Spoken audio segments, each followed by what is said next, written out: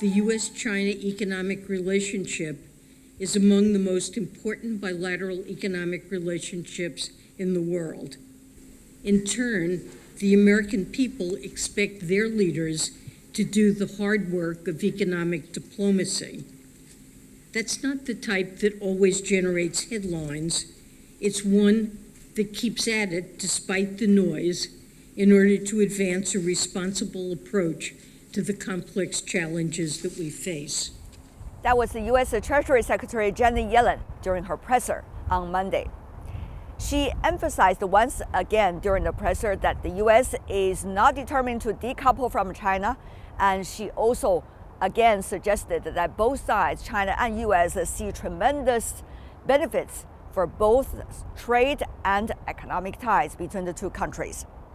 She has been briefing the press on several important issues that she suggested were discussed during her trip to China, such as what she calls the balanced growth, as well as issues related to illicit financing.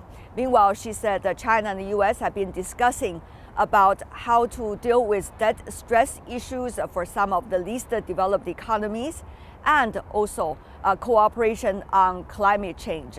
We must remember that its trajectory is not predetermined.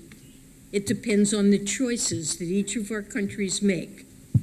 I know that the American people expect a clear-eyed approach to China, one that proceeds with confidence about the economic strength of our country and protects our national security, while finding a way forward so that both countries can live in a world of peace and prosperity. This year we'll see the U.S. election, and many in the world are wondering what does that mean for the China-U.S. relations.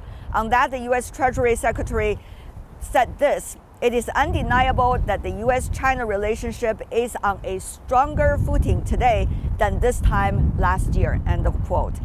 Over the past few days, during U.S. Treasury Secretary Yellen's visit to China, you will notice stories in the Western press hyping about the so-called overcapacity issue of China regarding electronic vehicles and rechargeable batteries. But China is looking at this issue from a global perspective and also from innovations perspective, and looking at discussions with the U.S. officials, whether with Secretary Yellen or future discussions with other officials, as conversations among policymakers.